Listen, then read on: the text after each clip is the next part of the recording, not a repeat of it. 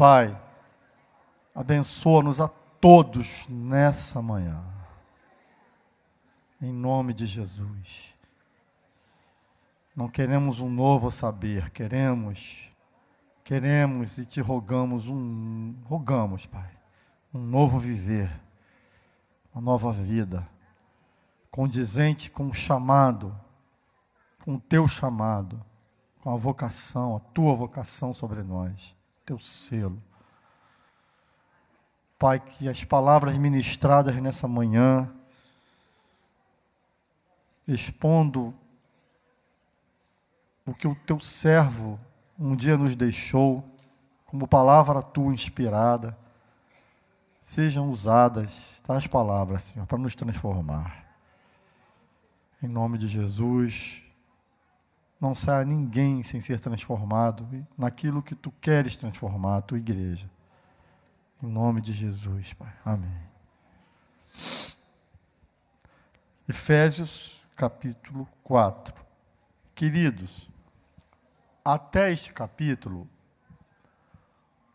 o apóstolo Paulo, autor da carta à igreja em Éfeso, está dando, nos concede, nos ensina toda a base teológica dessa nossa vida.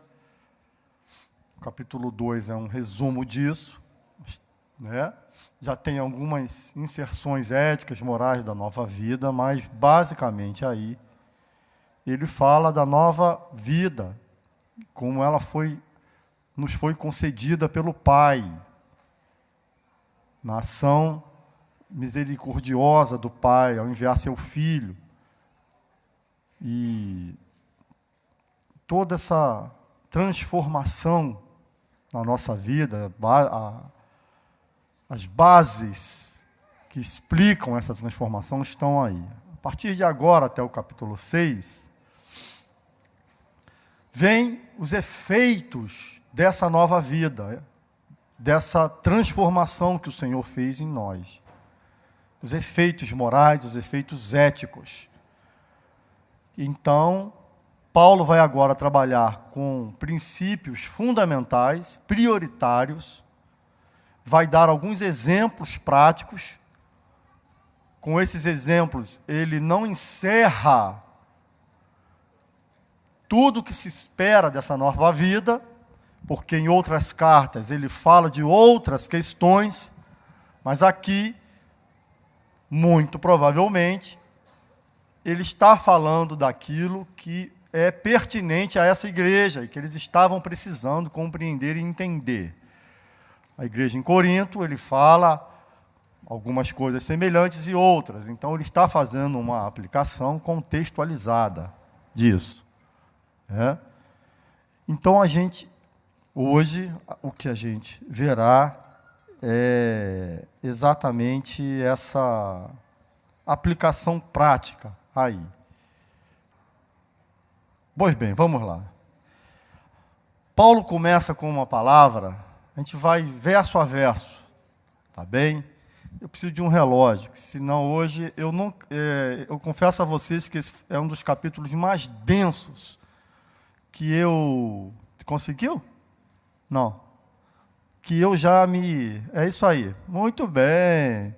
Só tem que apagar as luzes aqui. Tá? Beleza, temos tempo aberto, 10h30.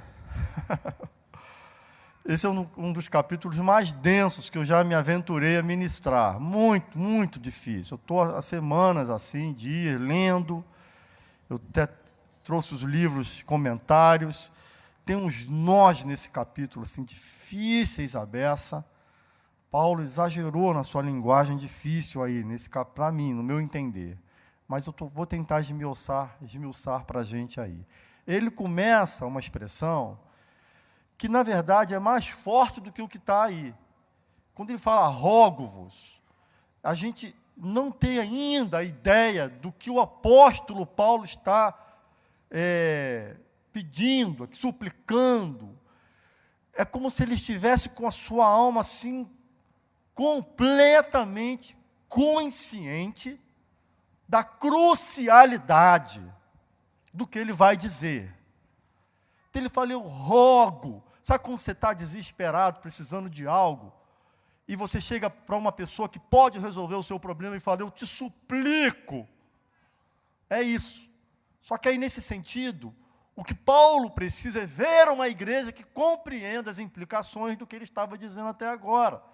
Vocês precisam entender que, se são uma nova criatura, você precisa viver como um novo ser. Por isso é um novo andar. Vocês precisam, lembram-se lá no capítulo 2, nos quais andastes outrora, segundo as inclinações da carne. Essa igreja se convertera. Paulo diz para eles, vocês foram tirados desse mundo, mas Paulo observou que eles continuavam com práticas que em nada tinham a ver com a nova vida. Então, pelo amor de Deus, vocês são nova criatura, vivam como essas novas criaturas, porque senão vocês estragam tudo o que Deus espera de vocês. Deus espera, só não estraga a salvação e tal, mas estraga. Andem de modo digno dessa vocação. Ele falou até aqui da vocação, chamado, nós fomos chamados, eleitos, salvos.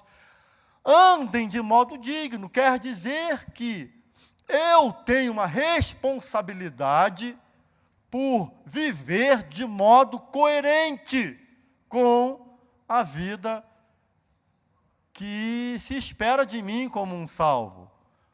É uma vida coerente, ou seja, é filho, demonstra que é filho.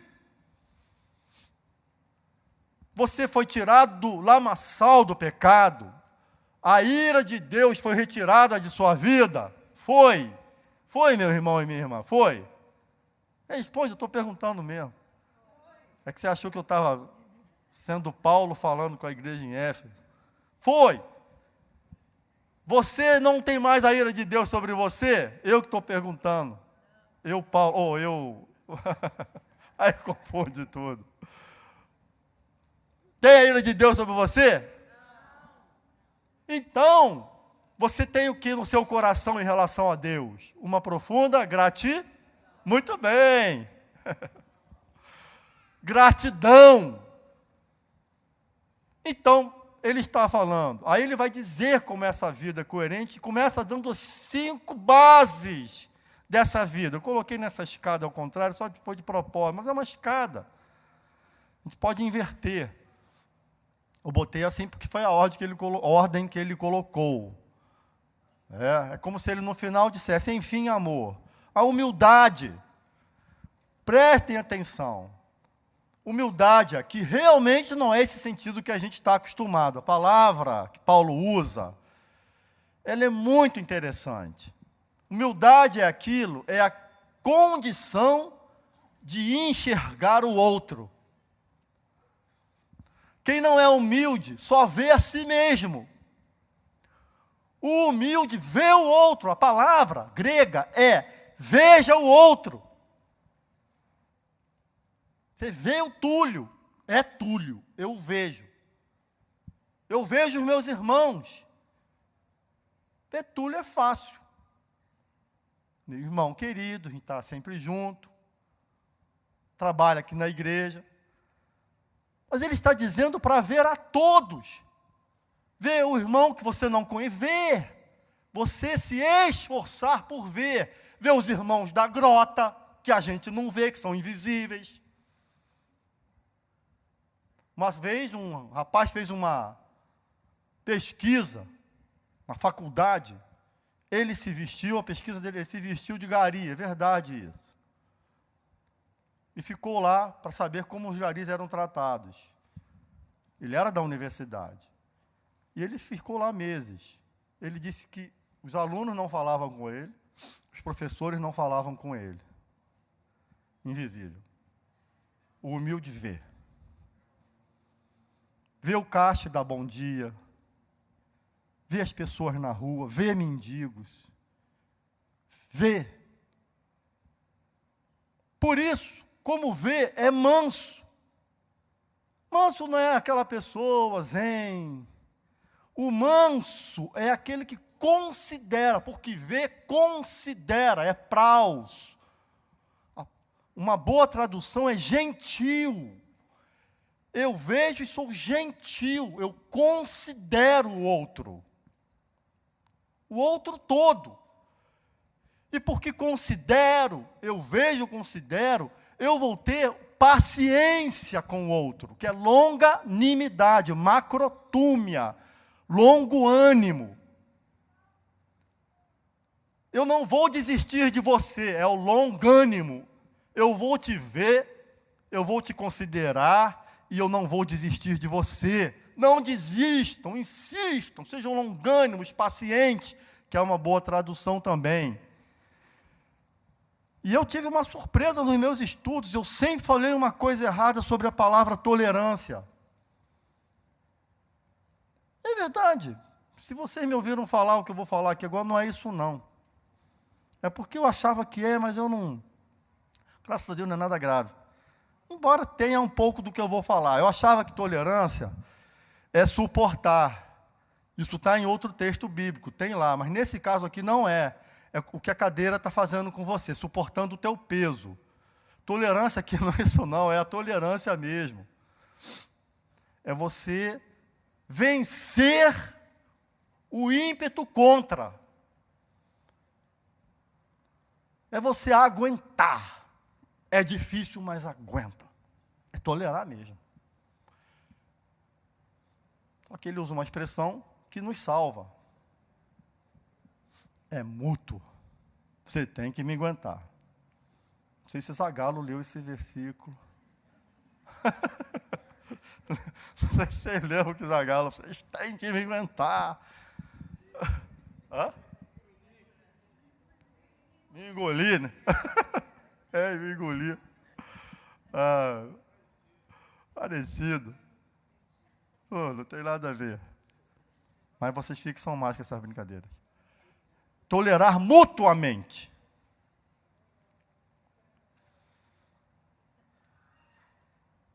E por fim, o amor, ou se preferirem, em primeiro lugar, o amor. Todas essas coisas mostram que a gente ama, com o amor ágape. Amando. Pode passar? Aí vai para o verso 3, que diz: esforçando-vos diligentemente por preservar a unidade do Espírito no vínculo da paz. Gente, outra expressão que a nossa linguagem aí tenta chegar próximo, esforçando-vos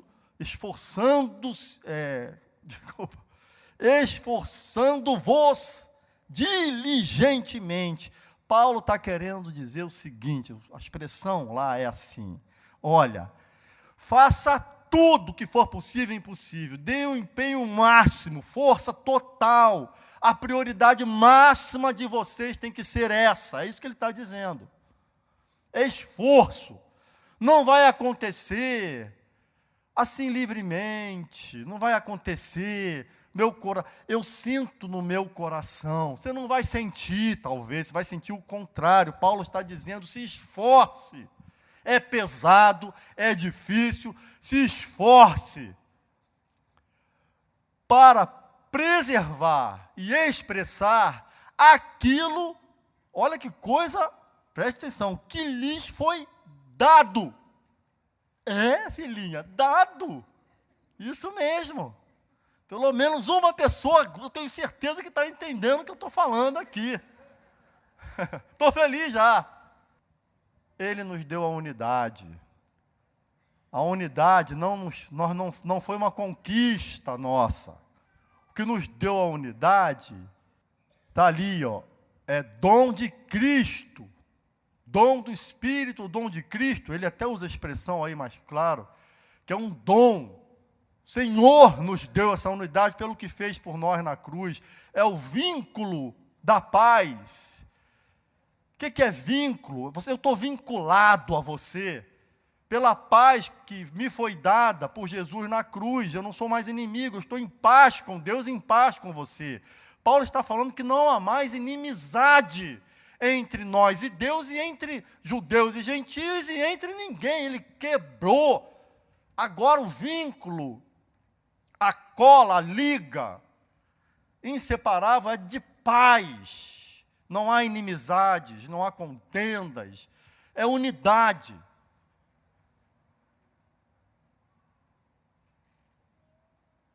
Por isso, Ele nos deu, mas cabe a nós fazermos de tudo que for possível para preservar e manifestar essa unidade. Tudo. Se esforcem pela unidade. A gente não pode descansar em relação a ela. A gente não pode ser passivo em relação à unidade. A unidade é esforço, é difícil, é empenho. Estarmos unidos. Pode passar. Ele fala, o primeiro ponto aqui é a unidade.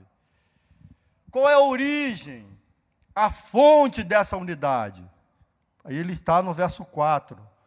Ele vai direto, ele não fala assim, a origem, ele fala ponto e vírgula. Então, o que ele vai falar agora está inerente ao que foi dito. Há um corpo, um espírito, uma herança, um Senhor, uma fé, um batismo, um só Deus e Pai.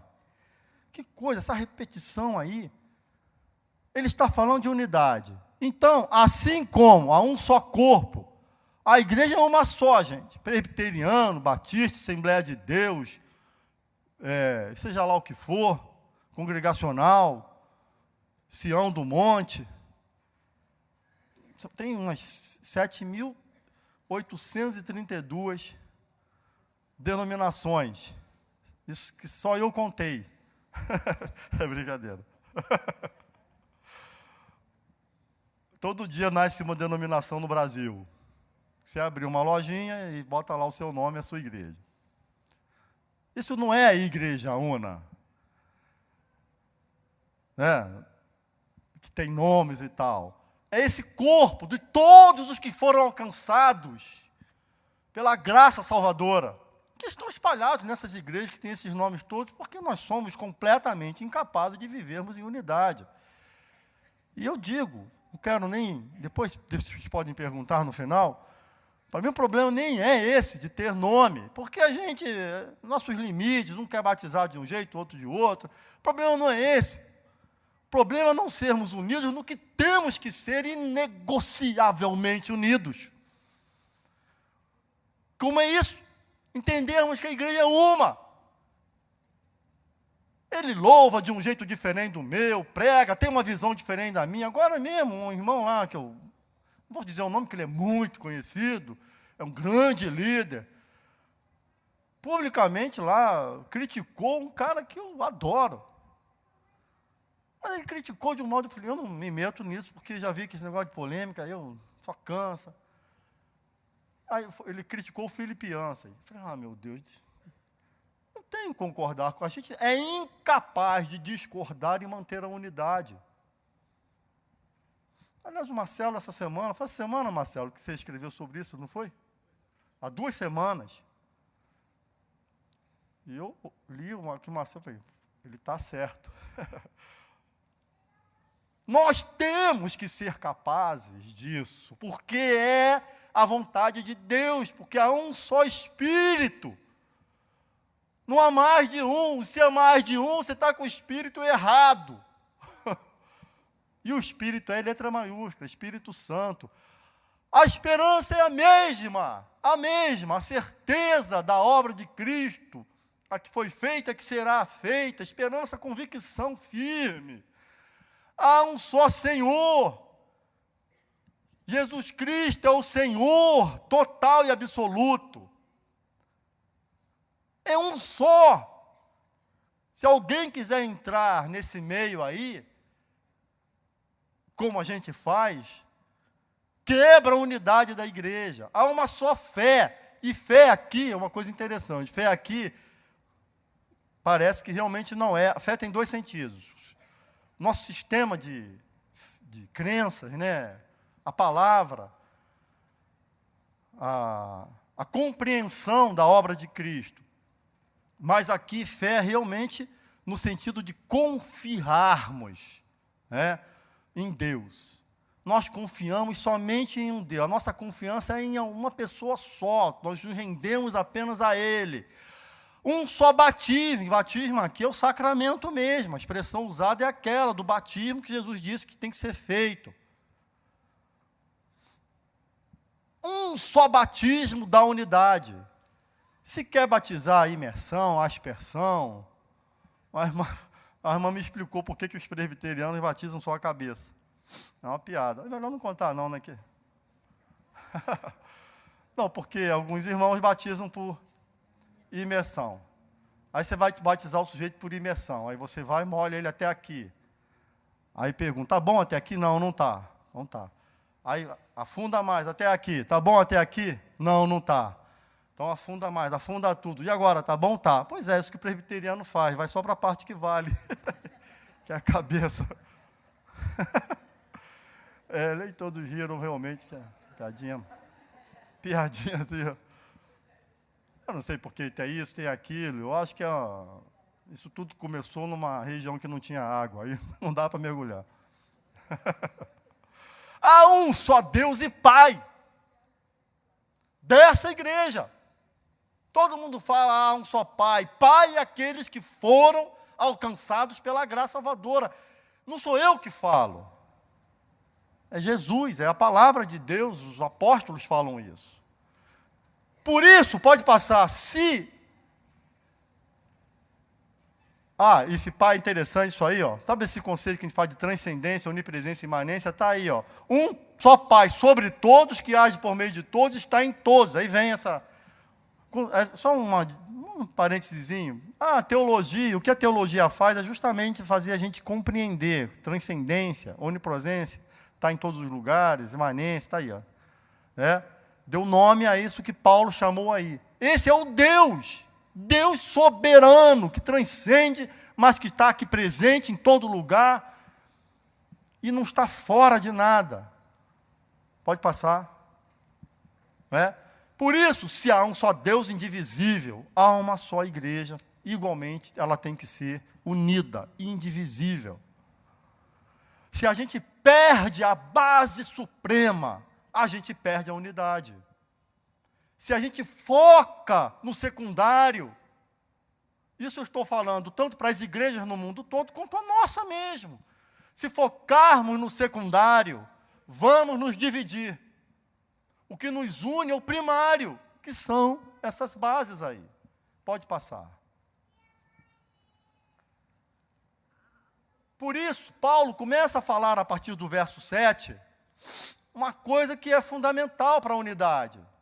Essa unidade não é uma coisa chata, monótona, sem vida, sem criatividade, todo mundo fazendo a mesma coisa, aquele bando de, sabe, lumpa-lufa, como é que é o nome daquele? Esqueci o nome da Flávia Chocolate. Lumpa-lupa, né? Não é.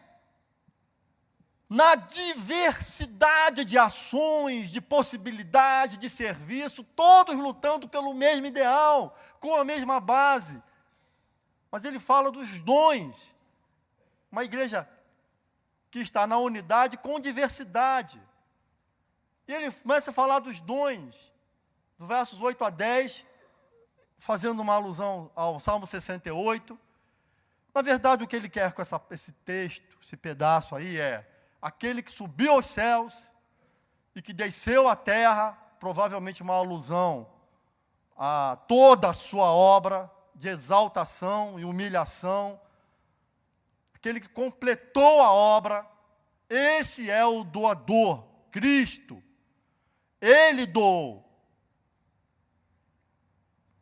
E é interessante Paulo falar que Jesus doa os dons. Porque a gente tende a achar que cada pessoa da Trindade tem uma ação muito específica. Os três se misturam até mesmo em suas ações. A Trindade é mais complexo do que isso que a gente tenta fazer. O Espírito consola, mas o Pai consola, o Filho consola, e os dons. Paulo está falando aqui dessa visão dele que ele tem da Trindade, do Deus Trino. Jesus, por sua obra, é Ele quem, no final das contas, ou no início delas, viabilizou os dons. Nós somos os receptores. Levante sua mão. Levanta sua mão. Todo mundo, por favor, é um pedido que eu estou fazendo. Todos vocês receberam dons. Paulo fala, a cada um, meu Deus, gente, você já prestou atenção nisso que está aí? Deu a cada um. Ah, eu não sei, pastor, qual o meu dom. Mas tem. Eu não vou ficar falando sobre dom, já teve até uma aula sobre isso. Todo mundo tem. Às vezes a gente luta contra o dom que a gente tem. Eu já lutei muito.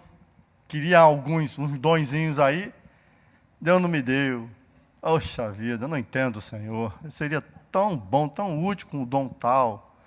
Que pode? Não concordo, Senhor. Está enganado a meu respeito. Ele deu os dons como quer, soprou em quem quis. Assim como me esforço pela unidade, Paulo fala em outro texto que eu tenho que desenvolver esse dom, pôr em prática, pô-lo em ação, e não ficar querendo só os fantásticos. Se você não sabe, age, sirva, faz algo que você vai começar a perceber onde você tem mais alegria e facilidade. Eu achei que tinha o dom de evangelismo. Já falei isso aqui, não foi uma vez? Achei mesmo. A gente vai falar daqui a pouco sobre dom. Mas vou adiantar isso então, tá? Dom de evangelista é o sujeito que ele tem facilidade na pregação, clareza, ele é persuasivo e é eficaz. Claro. Todos somos evangelistas, mas tem aquele que Deus separa especialmente para isso. Paulo vai falar isso aqui, é o dom de evangelista. Eu achei que tinha, até que me encontrei com alguém que tinha o dom de evangelismo. Eu estava evangelizando uma pessoa, já exausto, conversando, e a minha mente divagando, eu me enrolando todo, porque vai por aqui, vai por lá. Aí chega esse meu irmão na conversa, numa praça pública, estava lá, a gente estava ali, chega lá e me vê evangelizando o cara. Ele já chega assim, gente, é isso mesmo, eu não estou... Aí ele chega assim, meu irmão, e começa, ele disse 2 ou 3 frases para o sujeito. Você não quer então entregar sua vida a Jesus? Esse era meu. Esse era meu, peraí. Aí eu vi, esse tem o dom mesmo. Eu afofei ali a terra, né, pelo menos. Eu comecei, fiz minha parte. Ele chegou, já tinha alguém ali, né, para ele só jogar um anzolzinho ali. Hã? Pois é, semeei. Mas foi fantástico. E ele é assim mesmo. Eu tenho um outro amigo também, um pastor, é impressionante, o dom de evangelismo dele, ele pregando, uma mensagem, eu falei, meu Deus, onde esse cara vai chegar? Uma mensagem que eu ficava assim, gente, o que é isso? Esse cara vai ser reprovado se for passar por um exame. Aí fazia o apelo para as pessoas aceitarem Jesus. E o povo quebrantado, é uma unção. É um negócio fabuloso. Eu acho. Mas eu não tenho esse. Mas eu evangelizo e tenho que fazê-lo de muitas as formas, todas as formas possíveis. O objetivo dos dons, por isso ninguém tem desculpa para não servir. Porque o Espírito Santo deu a todos uma capacitação para o serviço e para a maturidade, que é o objetivo dos dons. Para servir a todos, toda a cidade, toda a igreja e a todos. É um serviço múltiplo, de dimensões múltiplas, para que todos amadureçam. Pode passar. E Paulo, ele aí, fala, tem uma lista de 4, para alguns 5, depois você vai ver por que isso, dons. Mas Paulo, em suas cartas, ele lança a mão de várias listas. Tem aí essa que eu falei, ó, 1 Coríntios 12, Romanos 12 também. E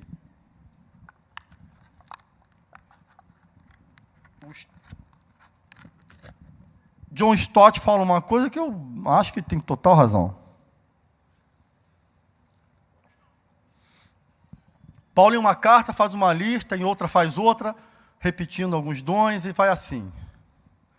Paulo não está querendo dizer quais são os únicos dons possíveis. Espírito Santo. A lista do Espírito é muito maior do que a que o próprio apóstolo Paulo disse. Ele concede a capacitação de acordo com demandas, com a vontade de Deus, com o que o reino de Deus está precisando. Alguns dons hoje são necessários e não eram antes. Então, aqui, Paulo fala destes dons, mas não são os únicos, nem nas outras listas se fecha. O que importa é que o Espírito Santo está capacitando sua igreja para servir, e para crescer, e para amadurecer. Mas fala dos apóstolos. O apóstolo, se a gente for pegar a palavra no original, é simplesmente aquele que é enviado. Mas a igreja primitiva, e em alguns textos neotestamentários, como Atos, esses que estão ali, 1 Coríntios, o próprio apóstolo Paulo, e houve esse consenso.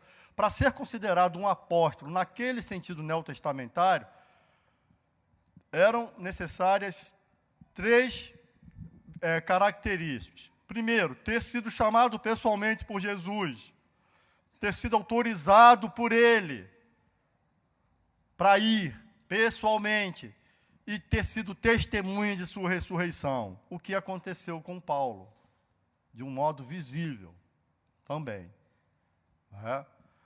Por isso eles são chamados apóstolos. Mas tem essa confusão hoje aí, e fulano que se chama apóstolo. Acho que tem muita vaidade aí, o cara quer se achar superior e se chama de apóstolo. Porém, existem, a gente deve se abrir a possibilidade de haver mesmo ministérios apostólicos, porque são pessoas que têm uma dimensão maior no seu ministério, um alcance maior.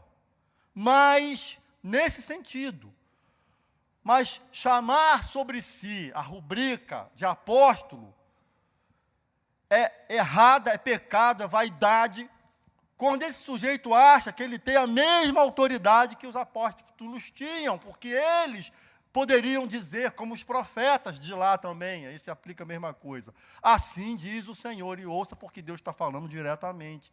Hoje, apóstolo nenhum que se queira denominar assim, pode se achar alguém que está realmente revelando, de um modo direto, a vontade, a revelação de Deus. Isso não existe mais. Acabou. Essa revelação não há mais.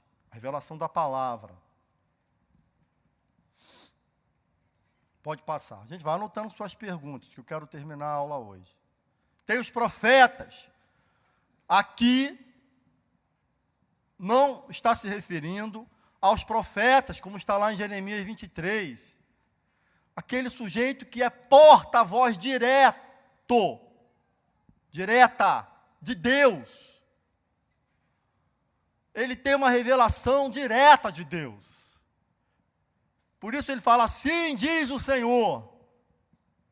Após estes profetas veterotestamentários, ninguém mais pode dizer, a não ser que esteja lendo um texto bíblico, essa expressão, assim diz o Senhor. Essas profecias, servo meu, eis que vos digo. Cuidado com isso. Porque eis que vos digo está na Bíblia. Cuidado, muito cuidado.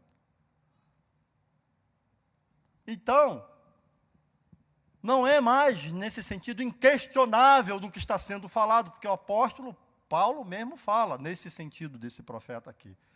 Tem que julgar, cuidado. Não o que o cara fala, mas o que está sendo dito. Não o cara, mas o que está sendo dito. Cuidado, porque não é um assim diz o Senhor. Mas é alguém capacitado para compreensão, 2 sentidos, exposição e aplicação do texto bíblico. O cara pega a palavra e a expõe de um modo claro, todo mundo entende, e a aplicação é pertinente, ele elucida e nos mostra como é que essa palavra, eu ouço Deus me falar por meio dele, e sei o que Deus quer de mim. Esse é um profeta. Mas há esse sentido também sensível a uma mensagem de Deus para o seu povo, mas que tem que estar submissa à palavra de Deus. Tem que estar. Qualquer mensagem dita a você ou à igreja, você tem que sempre estar submisso à palavra de Deus. Se você não compreende, pede ajuda. Já teve gente que veio me perguntar. E eu falo, olha, vamos ver na palavra de Deus quais as implicações disso. Se não há, às vezes não há, você ora. Não é? Pode passar. Quero fechar os dons. Os evangelistas, já falei, eu tenho o dom de pregar de modo claro, criativo, persuasivo, eficaz. Aí eu coloquei assim, pastor mestre. Alguns, ao estudarem esse texto, botam pastor e fariam outro balãozinho com mestre. Mas, nesse texto, não há uma partícula entre uma palavra e outra, tá bem? Aqui é pastor mestre mesmo, no grego. Tá? É aquele que cuida e alimenta o rebanho, acima de tudo por meio do ensino. Tarefa principal de um pastor é o ensino, é o cuidado e por meio do ensino. Mesmo quando ele cuida, ele está ensinando, que é o verbo mais utilizado para Jesus. O que Jesus mais fez na terra não foi curar, foi ensinar. O verbo mais usado para Jesus. O pastor ensina o caminho que deve andar, ele inculca ensinando. Há o dom do ensino, 1 Coríntios fala, há lá o dom do ensino especificamente, mas é a pessoa que tem o dom do ensino, mas não é pastor. Pastor, segundo Stott e outros estudiosos, ele tem que ter o dom do ensino, de algum modo. Tem que aprimorar isso, tem que aprender. Mas nem todo mestre vai pastorear. Então, há o dom de mestre, a pessoa capacitada para ensinar. Aqui na igreja nós temos um mestre por excelência, temos alguns mestres por excelência, né? Mas quando o presbítero Ângelo fala algumas coisas, eu entendo, é isso. Tem mais gente aqui que tem essa capacitação, espero que todos os professores tenham, se não tem, então tem que fazer outra coisa. E se tem que desenvolver, Pode passar? Pode passar. A razão dos dons, versos 12 e 13, o aperfeiçoamento dos santos para o desempenho do ministério. Tem gente que estuda esses versos separando, também não há partícula aqui. É aperfeiçoamento dos santos para o desempenho do ministério. Ministério, gente, aí, é aquilo que a gente chama, as pessoas que vêm aqui na frente, diaconia, diácono. O que é diácono? Diácono é transliteração do grego, vamos chamar assim, é uma apropriação da própria palavra, que a gente não traduziu, mas é ministério, ou, se quiser tradução, é serviço. Quem são os diáconos? Os que servem. Alguns são chamados especificamente para servir, para ter... E engraçado falar, qual o seu ministério? Sabe o que você está perguntando quando faz essa pergunta? Qual o teu serviço? Como você serve? É isso. Todos servindo. Então, aí, por isso que eu botei nessa linha assim, para quê? Para que o corpo seja construído, edificado, como o corpo de Cristo. Como esse corpo vai ser edificado? Paulo começa a dizer o que acontece na edificação desse corpo. A unidade da fé. O que é a unidade da fé? Todos temos a mesma fé. Que fé é essa? O pleno conhecimento de Jesus. Conhecê-lo plenamente, toda a sua obra, a sua pessoa, a sua vida. Essa é a fé. A fé é Jesus. A fé não são dogmas, não são rituais. A fé é Jesus, tudo está nele. Tudo na igreja que está fora de Jesus, está fora de sentido, fora de lugar, está fora da visão. E tem que estar fora, não pode estar dentro. Pleno conhecimento de Jesus, que é igual a perfeita varonilidade, é você ser refeito, perfeita varonilidade, você vai ser refeito, essa é a vida nova, você vai ser reconstruído, perfeita varonilidade, uma pessoa nova em Jesus. E o que é isso? É chegarmos à medida da estatura da plenitude de Cristo. Aí nem pouco não, é muito. Paulo está dizendo que o nosso alvo vai ser igual a Jesus, que ao olharem para nós, ao enxergarem a nossa unidade, o nosso testemunho, a nossa retidão, as pessoas enxerguem Jesus. A gente vai estar com esse proposta de missões urbanas. A missão urbana é toda a igreja invadindo a cidade pelo seu ser, para que todos vejam Jesus na cidade. Uma igreja alienada, egoísta, egocêntrica, desunida, que não enxerga, que não é humilde, que não considera. E a lista é grande, eu estou falando de mim, não estou falando de vocês. Não vão ver Jesus. E Paulo está falando, à medida da estatura da plenitude de Cristo. Jesus está aqui, é lá que a gente tem que chegar. Paulo centra toda a visão em Jesus. Estudar Jesus, conhecer Jesus, se esforçar para viver a vida de Jesus, e clamar, e se arrepender, e chorar, e lamentar, e se alegrar, e estar juntos. Mas o alvo vai continuar sendo, até que aquele dia que eu vou estar lá no céu, nessa estatura. Mas aqui Paulo está dizendo, esforcem-se para isso. Em Romanos, Paulo é mais profundo no meu entender.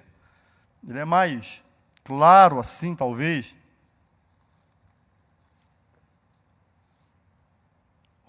Paulo diz assim, não com essas palavras, mas, segundo as análises que fiz, e os estudiosos, é isso aí. É como se fôssemos ao céu. Quem está no céu? Quem está no céu? Os glorificados, aqueles que já estão nessa estatura, certo? Fôssemos lá, a gente vai com o nosso caderninho, alguns estão com o caderninho anotando aí? Vamos notar como é que o cara vive aqui. Anotou? Notei, também está claro, estou impressionado, estou impressionado, é demais essa vida aqui. Ah é? Então faz o seguinte agora, isso é uma metáfora, por favor, gente. Então desce e viva assim. Essa é a estatura de Jesus. Então a imagem no céu, todo mundo de branco, só assim, né? Negócio assim. Amém não, porque céu não é isso não. Pode mudar. Ah, eu não fui lá, ó. Essa expressão sacerdócio, pode voltar? Quando está ali, ó. Diaconia, vai, adianta. Pode adiantar, por favor, obrigado. Sacerdote, todos devem servir, por todos têm dons. Repetindo, Paulo repete, eu estou repetindo também. Pode avançar. E Paulo vai dizer agora qual é o objetivo específico dos dons, versos 13 a 16. O uso dos dons visa nos fazer crescer para a maturidade, não só serviço, mas crescer para sermos maduros. Ele está dizendo o seguinte, que agora, ele vai, gente, essa passagem é muito bonita, deve haver um equilíbrio. Eu já encontrei muita gente na minha vida, e confesso que é uma tendência nossa ser assim, a viver esse desequilíbrio. Sabe aquele sujeito que zela pela palavra, a palavra de Deus, e zela por sua própria palavra? Aqui, verdade é nesses dois sentidos. Você é verdadeiro porque segue a verdade. aquele tipo que zela pela verdade, a sua e a palavra. Mas se o coração é duro, ele não tem amor. Ele espanta. Seu zelo é tão grande, é verdade, mas não há amor, não há compaixão, não há paciência, não há longanimidade, só há zelo. Aquele sujeito austero e que tem que, sabe, mas não tem compaixão. Paulo está dizendo que as duas marcas da maturidade têm que estar em equilíbrio. A verdade e o amor. É esse o roteiro para o crescimento. Você tem que sempre se lembrar de uma coisa: eu tenho que crescer na verdade, mas eu não posso matar o amor. Eu não posso matar o amor em prol da verdade. Sabe aquele tipo que, em casa isso é difícil, né, gente? Às vezes a gente em casa quer que tudo corra bem, filhos, casamento, porque está lá o zelo, a gente tem. E a gente é tão chato que mata o amor. A gente exige tanto dos filhos, porque eles têm que ser verdadeiros, e tem mesmo. Eu tenho uma neurose obsessiva contra a mentira. É um toque. Eu preciso de um batismo na hora, assim. Eu preciso de uma conversão toda hora. E você mata o amor. Deus não faz assim comigo, senão eu já estava destruído. E aqui também, eu lamento te informar, a pessoa que está ao teu lado, não sei quem é, na frente, atrás, vai errar. E pode errar feio. E talvez, espero que não, erre contra você. Se não entendermos o que Paulo está falando, o roteiro, por isso que a gente não é capaz de viver por nós mesmos. Não somos capazes de viver por nós mesmos. Pode passar. Anote suas perguntas. Tomara que não dê tempo. Estou até com medo do que está surgindo aí. Aí ele começa a falar que dessa unidade a gente não pode sair dela, mas tem que expressar também essa nova vida por meio da pureza. Por isso ele vai falando assim: abandonem esse modo que vocês viveram. Eles viram que a igreja em Éfeso se converteram, mas estava vivendo da mesma forma. Olha, não pode. É o Espírito que faz, mas você tem que se esforçar a saber primeiro. Por isso a importância do ensino, porque é o ensino que vai te dizer como deve ser a nova vida. Quem não é ensinado não vai saber. É o ensino. Abandone esse modo vaidoso, e vaidade, quando Paulo usa aí, é fútil, que não leva a nada, vazio. Essas metas que todos os comerciais de televisão querem nos levar, tudo fútil, vazio. Sucesso, acontecer, sei lá, essas coisas tudo vazio. O sentido da vida é o serviço, é apresentar Cristo, apresentar-se como tendo Cristo. E ele começa a falar qual é o roteiro do mal, verso 19. Vai acompanhando aí, gente.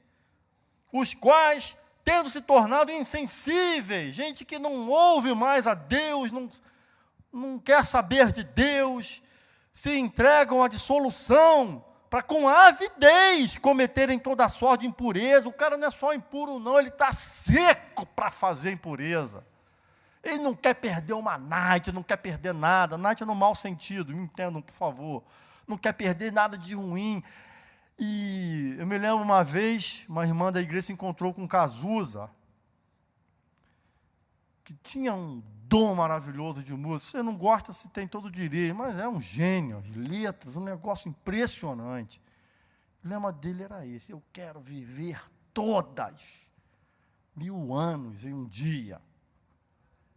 Avidez! Eu estou aonde? Cometeram toda sorte de impureza. Mas não foi assim que aprendestes a Cristo. Vocês mudaram. Vocês não são mais desse roteiro. Pode passar. Agora o roteiro é outro. Pode passar. Agora há uma nova vida em Cristo. E ele vai falando assim, olha que coisa linda. Se é que de fato tendes ouvidos e nele fostes instruídos, se aconteceu, talvez aqui seja a melhor expressão, já que isso aconteceu com vocês, já que, segundo é a verdade em Jesus, no sentido de que, quanto ao trato passado, vos despojeis do velho homem, a roupa é outra. Não é essa aí que você está de pano. A roupa é outra. Ou seja, eu fiz a obra dentro, mas vocês têm que expressar fora. Entenderam? Eu, Jesus, aqui. Jesus fez a obra. Vocês são responsáveis por expressar. Despojeis do velho homem. Velho homem é esse que não tem Jesus, que se corrompe segundo as concupiscências do engano, os desejos do engano, as inclinações do engano.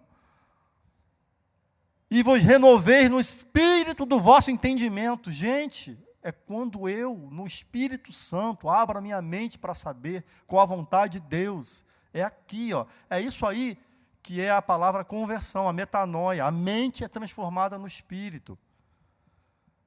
E vos revistar do novo homem, criado segundo Deus em justiça e retidão, procedente da verdade. Ele é o mestre, ele é o conteúdo. Jesus é o ambiente da nova humanidade, é Jesus. É uma nova criação, uma nova mente, e que vai se renovando sempre à medida que você vai aprendendo. O Espírito faz do ensino uma encarnação. Como se converterão se não há quem pregue? Quando pregamos e ensinamos, essa palavra, pregar e ensinar, é viva. Gente, é misteriosa, não é apenas um conteúdo, é algo que vem, que tem uma ação transformadora. É tremendo, é diferente. Por isso temos que ensinar e pregar, porque esse novo homem não surge sem ensino e sem pregação. Se a igreja está o que está, a igreja evangélica no país, é porque falta ensino da palavra. É claro. Vamos lá, gente. Qual é o culto que a gente mais gosta? A reunião que a gente mais gosta? Tem adoração, que tem uma palavra de cura. Gente, as igrejas que mais enchem são essas. Palavras de cura, terapêutica. Agora, aquela palavra que te mostra a tua podridão, o teu erro, a nova vida que tem que ter, a dureza, o esforço que tem que fazer. Cansa a cabeça, eu não quero, eu quero uma palavra que me traga cura. Eu também quero. Eu não tenho que abrir mão dessa, porque é bom mesmo. Eu preciso de cura. Mas eu tenho que confrontar a minha vida com a palavra e ter coragem disso. Eu não entendo como a escola dominical é a reunião menos frequentada. Eu entendo. Porque a gente não se converteu a essa visão de que eu preciso me moldar à vida de Jesus. Pode passar. Vou acabar. Estou deixando o cara da câmera doidinho. Fico para cá, para lá. Aí ele começa a dar um retrato desta nova humanidade lá naquele contexto. Por favor, não é o único retrato. Mas Paulo olha aquela igreja e fala: vocês estão vivendo coisas que fazem parte daquela outra vida, vocês mentem. E ele fala: não mintam, falem a verdade, porque a verdade é o que fortalece e mantém a comunhão. Quem não fala a verdade acaba com a confiabilidade, destrói a unidade é prioridade no reino de Deus. Não mintam. O teu dizer tem que ser sim, sim, e o não é não. Pode passar. Não preciso te falar muito, todo mundo sabe que não tem que mentir. Não se irá injustamente. Paulo fala: irai-vos, mas não pequeis. Ou seja, se irem quando for justo e correto. Quando houver injustiça, fique irado. É pecado não se irar. É omissão. É aberração não se irar contra as coisas que ferem a vontade de Deus na terra. É a ira santa. É necessário ter essa ira, uma ira que vai desembocar em ação. Se não for essa ira, livrem-se dela, pois o diabo vai fazer uso disso na sua vida. Verso 27. Pode passar. Não roube. É fácil roubar, a gente eu não roubo, mas quem rouba é difícil parar. E tem que ter essa compreensão. Mas trabalhe. E Paulo diz assim ainda: não seja um parasita social, trabalhe. Para você se sustentar. E mais, Paulo diz, você não apenas deve trabalhar para sustentar, mas para ajudar os necessitados. Está aí, ele diz claramente. Ajude o necessitado. E não converse coisas podres. Ele não usa a palavra podre, não. Ele usa a palavra torpe. Mas torpe não tem o torpe. A palavrinha grega lá é a palavra usada quando a gente fala, esse pau está podre. Quando a árvore está podre. Aí vai cair, cheio de bicho. Podre. Podia ter botado podre. Mas sim o que edifica e transmite graça. Ah, gente, isso aí então... Aí me dá um desânimo. Como é fácil falar coisa podre. A gente está no carro assim, e aí um começa. Aí é engraçado. Semana aconteceu isso. Eu comecei a falar um negócio lá, falar mal de alguém. Vamos lá. Verdade. Aí um dos filhos, não vou dizer quem, pegou a pilha. Eu estou rindo, mas na hora eu falei, ai meu Deus, como é fácil. Aí Livânia, olha, é difícil ficar perto de vocês nessa hora. Não edifica, gente, é podre, apodrece o outro, não fala, não edifica, não transmite graça, não fala, fica quieto. Aquele pastor aqui que pregou aqui no culto da mocidade, Felipe Café, falou isso, né? Palavras que a gente usa às vezes, que elas são podres.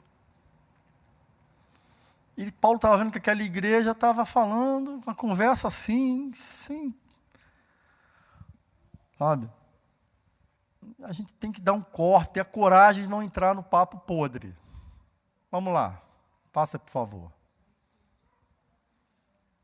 Bem, ele falou lá, o cara foi bom.